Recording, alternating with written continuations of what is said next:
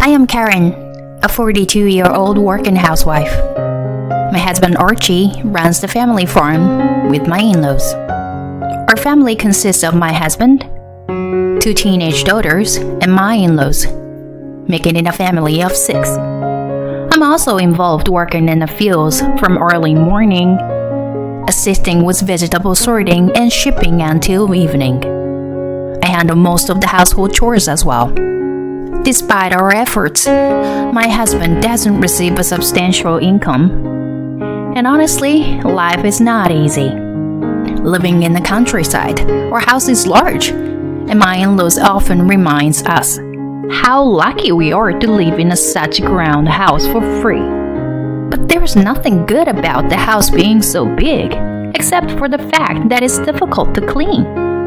Moreover, my husband frequently goes out drinking with his friends on weekends, even though farmers typically doesn't have weekends off.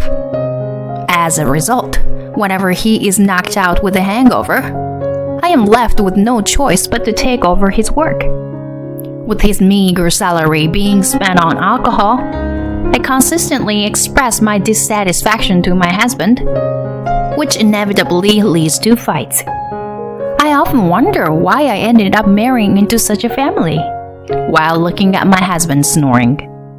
However, the reason I didn't get a divorce is that I had nowhere else to go. My parents passed away early, and my brother and his wife currently live on our family home. Despite this, I found solace in one small pleasure: cooking with ingredients grown by neighboring farmers. These ingredients are usually unsellable due to their unconventional appearance, but their taste is excellent. So I make dishes and sweets using these ingredients and distribute them to the neighborhood. Everyone appreciates them, which gives me the strength to continue living with my difficult husband and in-laws. I have supported my husband for 20 years, reminding myself that even in the worst circumstances, we can survive here. This has been my daily life for a while, until an unexpected event occurred one day. To my surprise, a television crew came to interview us while we were working in the fields. It seemed to be a program about lunch at a farmer's house. My mother-in-law, thrilled, eagerly accepted the microphone.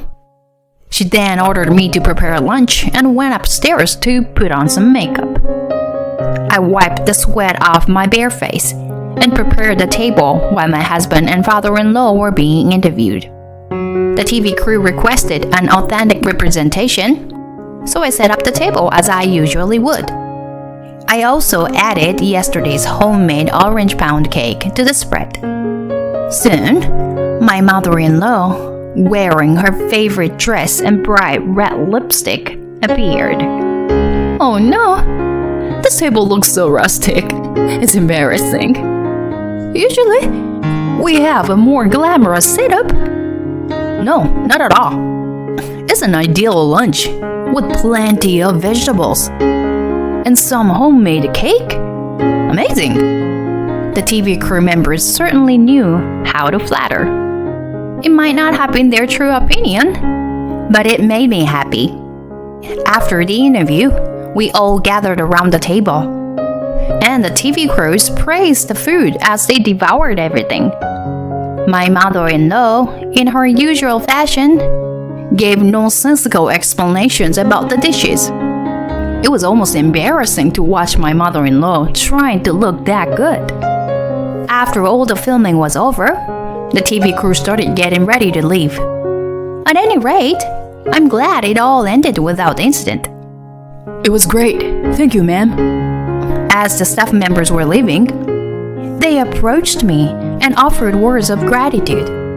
Apparently, they knew from the start that it was me who prepared the food. Of course, I was happy that they ate all the food, but I was also very happy that they noticed my efforts. It warmed my heart for the first time in a long time. Half a month after the interview, the show was broadcasted on TV. Relatives and neighbors were ecstatic, and our phone kept ringing throughout the day. What was interesting was that most of the scenes with the husband and in-laws were cut, and the focus was on the vegetables themselves and the food. Even so, they were snickering for a while at the fact that they had appeared on TV. However, after 3 months after the TV appearance, my husband dropped a bombshell. I've fallen in love with someone else. So, please divorce me. Huh? I was taken aback by the unexpected confession, my mind going blank. Ignoring my speechlessness, my husband continued to talk. There's a girl who approached me at the bar. She happened to see me on TV, you know? So, you're saying you're cheating on me? I asked with a trembling voice, and my husband sighed. No, it's not like that. I mean, not yet. What do you mean? When I offered to date her, she said she couldn't be with a married man. I mean, isn't she great or what? So I want to respond to her feelings. I think it's fate. Don't you know how selfish you are? This is crazy. I was about to explode with my husband's stupid words. Then suddenly, my mother-in-law appeared and spoke up. Just get a divorce already. What? I've always thought that a woman like you doesn't suit Archie. Jealousy is ugly, you know? Give up. What? Jealousy? Plus, you're someone who can't even bear a son. It's obvious that Archie deserves a younger, obedient wife who can still have children. That's right. My father-in-law, who appeared before I knew it, was grinning and nodding behind her. In utter shock, I faced my husband, who continued. You can even take the kids with you if you want. What? I want to start with a clean slate with her. You... How dare you? I'll transfer the child support payments until they finish junior high. Even if they go to high school or college anyway, they'll soon be married off, so even tuition will be wasted, right? My husband arrogantly proposed the worst thing possible. Nausea overwhelmed me, and I fled from the house as if escaping. He could discard his blood-related daughter so easily. It's sickening, sad, and empty. What were the past 20 years of my life? But first, how do I explain this crazy situation to my daughters? No matter how I do it, I'm sure it will hurt my daughters.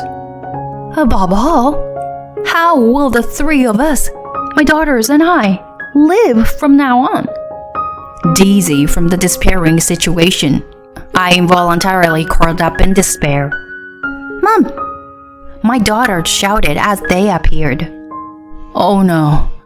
Did they already hear about the divorce? I'm sorry, girls. Maybe it's all my fault.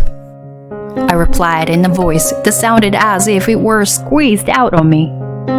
Then my younger daughter, with tears in her eyes, said, Mom, no, it's not your fault. We don't need such a family. I don't care. Let's leave. My oldest daughter continued, rubbing my back. Me too. It's disgusting how Dad is excited about a younger girl. Grandma is the worst. She's been mistreating you for a long time. They don't deserve us. Let's just leave. Just the three of us. Tears welled up as I felt the support from my daughters. I felt a sense of pride knowing that they had both grown up to be kind and resilient individuals. Yes, I must protect them at any cost. That's what I need to do as their mother. I slapped my own cheek, holding back the tears. Immediately after deciding to divorce, I contacted my older brother and his wife.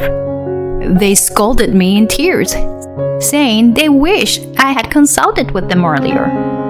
The next morning, as I packed our belongings with the children, there was commotion outside in the yard.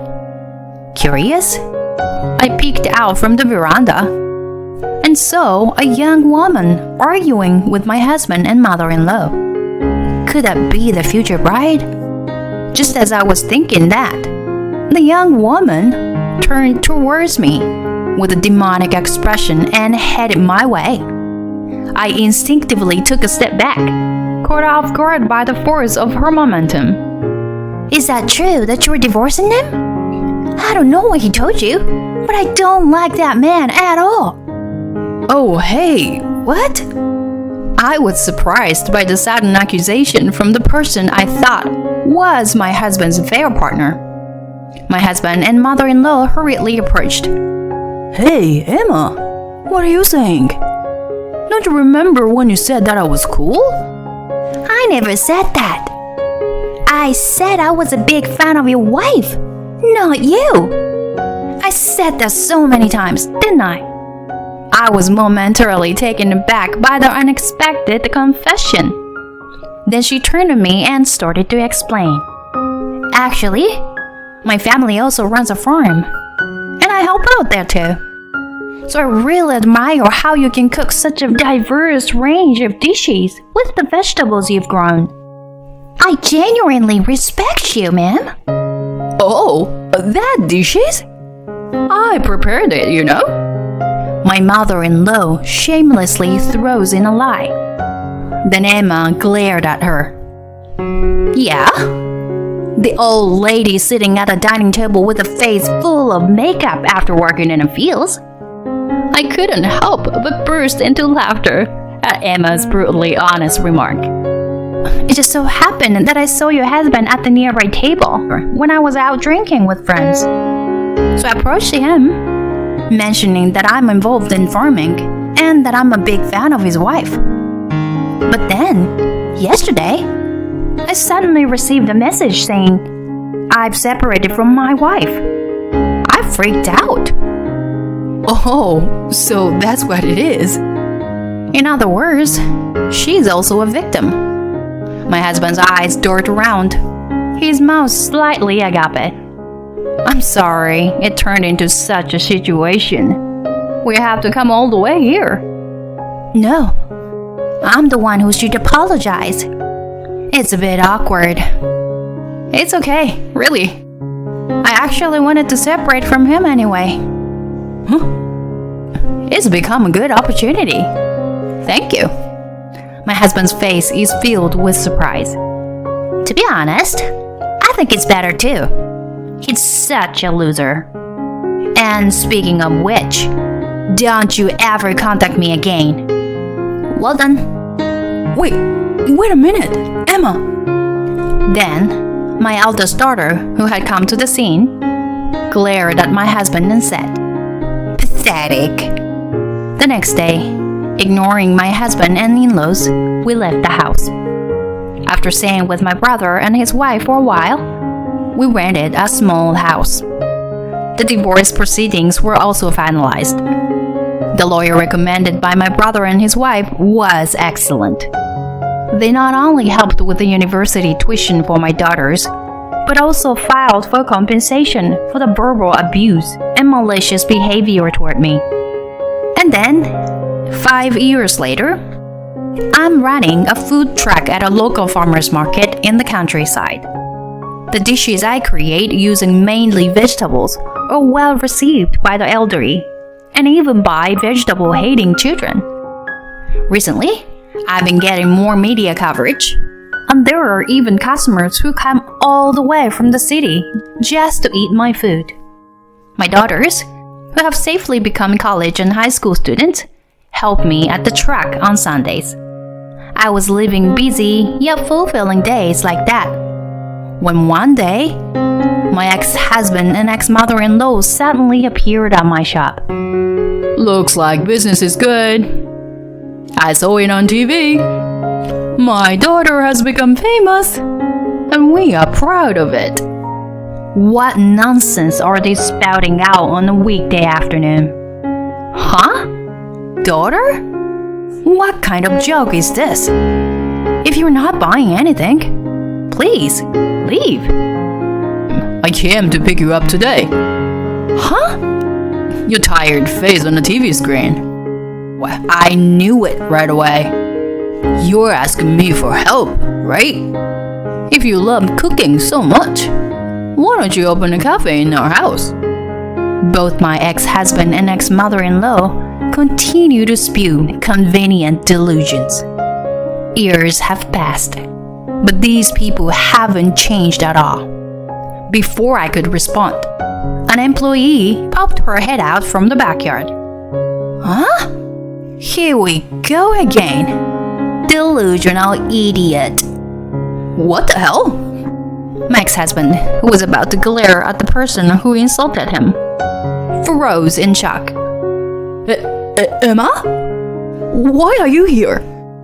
Wearing the same apron as me. It's none other than Emma. Why? Because her father is my employer. They are even more stunned by this unexpected turn of events. Emma and I exchange glances and smirk. The thing is, after our divorce, I ran into Emma at the local supermarket. Laughing at the coincidence, we soon became close friends. In the meantime, Emma's parents hired me. We frequently visited each other's homes and had home parties. Every time, my cooking received high praise from everyone. And 3 years ago, I decided to start my own food truck. Now I have expanded the business with franchises in other states. I even started online sales, and the business is flourishing. Thanks to the bountiful goddess you guys let go, my family is secure. Oh no, Emma. You are the goddess of good fortune to me. My ex-husband was even more dumbfounded, looking at the two of us giggling and frolicking. Now is the chance to strike. By the way, Archie, I heard you fell victim to a marriage scam. Did you get your money back? Why would you? My ex-husband's face turns pale, his eyes darting around. You thought you could deceive me, thinking I knew nothing and wanted to reconcile. But too bad for you, I still have good relationships with the neighbors. When I asked them to deliver ingredients to my shop, they gladly agreed. They also tell me all about you, lots of things. And with a smile on my face, I tell them the one thing I want them to know the most. Oh, by the way, I'm remarried now. What? That's a lie, right? The subsequent lives of my ex-husband and in-laws were miserable.